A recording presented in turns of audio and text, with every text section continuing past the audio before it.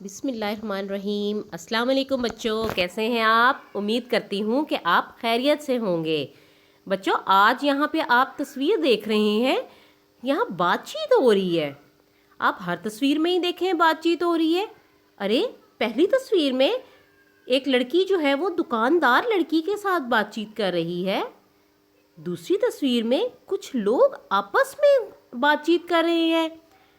तीसरी तस्वीर में दो सहेलियां बैठी जो है वो आपस में गुफ्तगू कर रही हैं और चाय पी रही हैं। चौथी तस्वीर में दो सहेलियां फ़ोन पे बातचीत कर रही हैं। अरे, यहाँ पे तो बातचीत हो रही है, यानी गुफ्तगू हो रही है।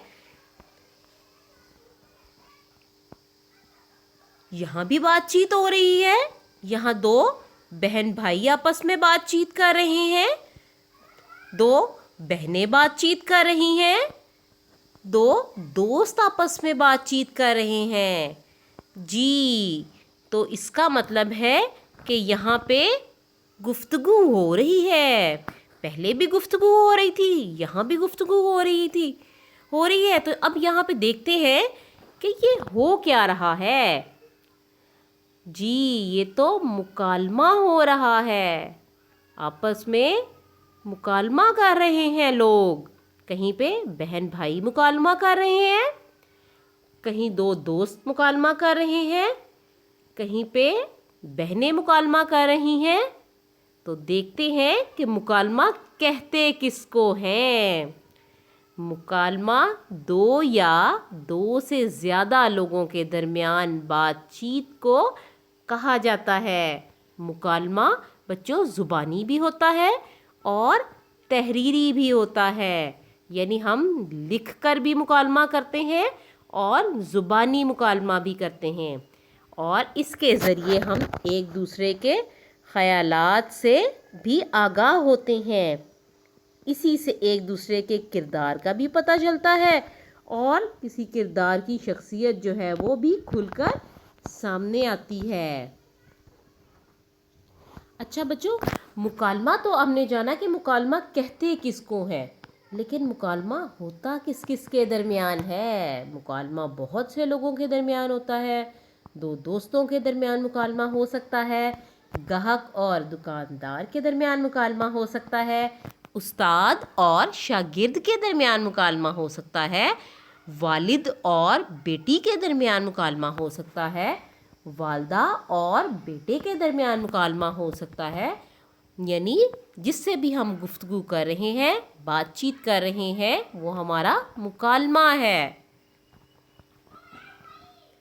चले बच्चों, अब हम मुकालमा नवीसी के असूल सीखते हैं। यानी जब हमने मुकालमा लिखना है तो हमने किन बातों को अपने जो है वो अपने जहन में रखना है मुकालमा लिखते वक्त, यानी कौन सी बातें जो हैं वो हमारे जहन में होनी चाहिए, तभी हम दुरुस्त मुकालमा जो है वो लिख सकेंगे। तो सबसे पहले तो बच्चों हमें जो है वो जुमले अगर जब लिखने हैं तो वो मुख्तसर होने चाहिए, यानी मुख्तसर जुमले लिखें। अगर हम मुकालमा लिख रहे हैं तो सिर्फ़ और सिर्फ हम मौजू पर बातचीत करें, यानी मौजू से हट कर गुफ्तगू, इधर उधर की गुफ्तगू ना करें। हमारा मुकालमा बच्चों सादा और आसान अल्फाज में होना चाहिए। जुमले ना दोहराएं, यानी जो हम पहले गुफ्तगू कर चुके हैं, जो हम जुमले लिख चुके हैं, उन्हीं को बार बार हम ना दोहराएं। नई सतर का इस्तेमाल करें और वाज़े इख्तिताम होना चाहिए। जैसे हमारा मुकालमे का आगाज़ जो है वो अच्छा होगा या वाज़े होगा, तो इसी तरह हमारा इख्तिताम भी वाज़े होना चाहिए। बच्चों, मुकालमा जब हम लिखते हैं ना तो उसमें हमारे असूलों के साथ साथ हमारे रमूज़े औक़ाफ़ भी उसमें शामिल हैं, यानी सवालिया, ख़त्मा, नदाइया, वक्फ़ा। इन चीज़ों को हम जो है वो अपने मुकालमा लिखते वक्त इनका भी ख्याल रखते हैं कि कहाँ पे हमारी बात जो है वो ख़त्म हो गई है, तो वहाँ पे हम अलामते वक्फ़ा इस्तेमाल करते हैं, ख़त्मा इस्तेमाल करते हैं। जहाँ हमारी जो है वो ہم کسی کو جو ہے وہ اپنے اظہار کر رہے ہیں اپنے خیالات کا، تو یعنی کہیں پہ خوشی کا کہیں پہ دکھ کا، تو ہم علامت ندائیہ استعمال کرتے ہیں۔ اگر ہم سوالیہ یعنی ہم سوال کر رہے ہیں کہیں پہ اپنے کسی دوست سے یا جس سے ہم مکالمہ کر رہے ہیں، تو ہم سوالیہ نشان لگاتے ہیں۔ اور جہاں پہ ہم اپنی بات کو جاری رکھے ہوتے ہیں وہاں پہ ہم علامت وقفہ کا استعمال کرتے ہیں۔ اور جہاں پہ ہم کردار جو ہے وہ یعنی دکھانے کے لیے کہ اب کس کی بات ہو رہی ہے، جس کردار کی بات ہو رہی ہوتی ہے اس کا نام لکھ کے اس کے آگے ہم علامت توضیحی استعمال کرتے ہیں۔ جی بچوں، اب یہاں پہ ایک ڈاکٹر ہے اور ایک مریض ہے۔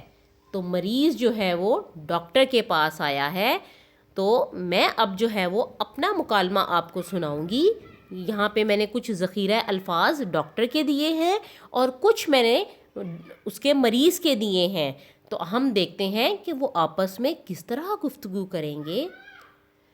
پہلے مریض گیا ہے ڈاکٹر کے پاس، تو وہ کیا کہہ رہا ہے؟ السلام علیکم ڈاکٹر صاحب۔ ڈاکٹر: وعلیکم السلام۔ مریض: ڈاکٹر صاحب مجھے بہت شدید بخار، نزلہ، کھانسی اور میرے سر میں درد ہے۔ ڈاکٹر صاحب: اوہو، آپ نے کہیں بازار کا کھانا وغیرہ تو نہیں کھایا جس کی وجہ سے آپ بیمار پڑ گئے ہیں؟ نہیں ڈاکٹر صاحب، میں تو گھر کا کھانا ہی کھانا پسند کرتا ہوں، لیکن رات میں آئس کریم کھا لی تھی۔ دیکھا نا، آپ نے پرہیز نہیں کیا اس لیے آپ بیمار ہو گئے، لیکن میں آپ کو دوا لکھ کر دے رہا ہوں، آپ نے ٹھنڈی چیزوں سے پرہیز کرنا ہے۔ ٹھیک ہے ڈاکٹر صاحب، مجھے بھوک بھی نہیں لگتی، چلیں میں آپ کو بھوک کی بھی دوا جو ہے وہ لکھ دیتا ہوں تاکہ آپ کو اس کو کھا کے جو ہے وہ بھوک لگے۔ ڈاکٹر صاحب دوا میں نے کیسے کھانی ہے، مجھے اس کا بھی طریقہ بتا دیں۔ آپ نے دوا جو ہے وہ دن میں 3 وقت لینی ہے اور ساتھ میں آرام بھی کرنا ہے۔ شکریہ ڈاکٹر صاحب، انشاءاللہ آپ جلد ٹھیک ہو جائیں گے۔ بچوں، یہ تو تھا میرا مکالمہ مریض اور ڈاکٹر کے درمیان۔ اب یہاں پہ دیکھتے ہیں صورتحال، یعنی آپ اب فرض کیجئے کہ آپ بیمار ہو گئے ہیں اور آپ کی طبیعت خراب ہو گئی ہے اور علاج کے لیے آپ کو ڈاکٹر کے پاس جانا پڑ گیا ہے۔ اب آپ کی ڈاکٹر سے کیا بات چیت ہوئی، آپ اس کے ساتھ کیا اپنے مکالمہ کیسے کیا، اب آپ وہ مکالمہ جو ہے وہ اپنی کاپی پر لکھیں گے۔ اور مکالمہ لکھنے کا طریقہ بچوں کیا ہے، یعنی اگر ڈاکٹر صاحب بات کر رہے ہیں تو ہم نے علامت توضیحی لگایا اور پھر السلام علیکم ڈاکٹر صاحب، پھر مریض بات کرے گا تو پھر ہم علامت توضیحی اور پھر وعلیکم السلام، آئیے بیٹھیے۔ اب اسی طرح آپ اپنے مکالمے کو آگے جاری رکھیں گے اور اس کو مکمل کریں گے اور خوش خط کر کے لکھیں گے، اور اپنا کام جو ہے وہ ختم ہونے کے بعد آپ مجھے کام بھیجیں گے۔ اپنا خیال رکھیے گا، اللہ حافظ۔